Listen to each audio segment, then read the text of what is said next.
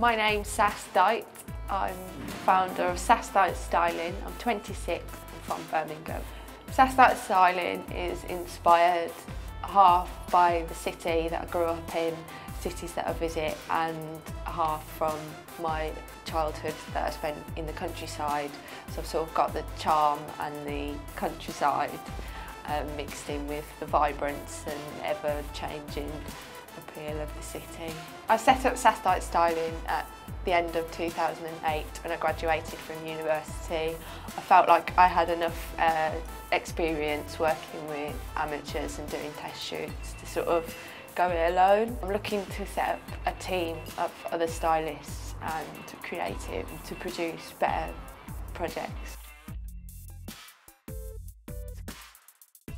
I knew I wanted to become a fashion designer and a stylist when I was a child, and I used to make my own dolls' clothes. It was quite a struggle growing up, so it taught me to be resourceful, and I grew up watching my nan sew and make clothes. The qualities that separate myself from any other stylist is obviously the way I've been brought up. I've got the sort of countryside charm and romantic appeal, and also I've spent a lot of time in the city, so I like lots of bright colours and quite quirky styles, and I mix that together, I amalgamate that together with quite different styles of stitching. I like to recycle things, I like to cut things up and put them back together. I would describe myself as vibrant and a rhetorical thinker. I never take things too literally.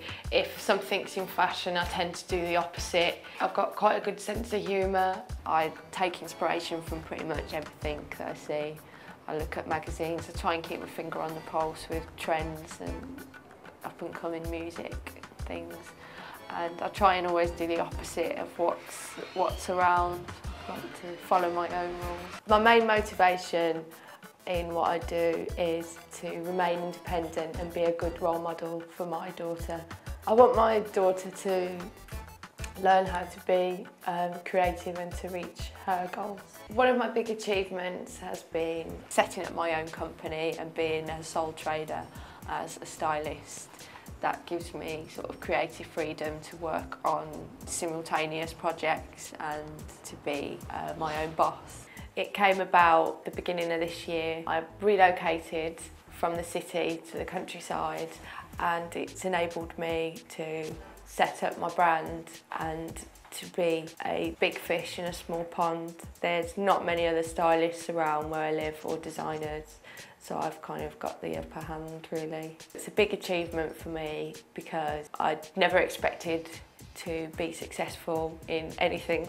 So to have my own name and company, it's a great feeling. A pivotal hallmark in my styling career was when I did a charity fashion show in the town that I live in. Loads of people from the city came down, and it was a nice mix of styles.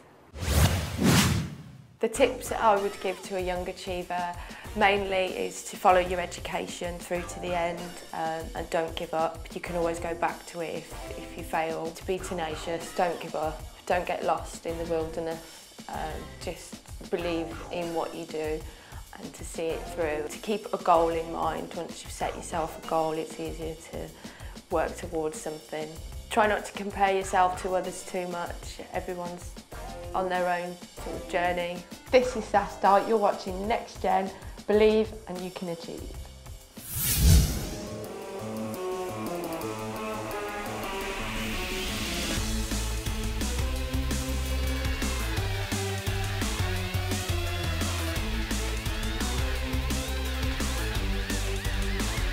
For more information, join the Facebook fan page Young Achievers - The Next Gen.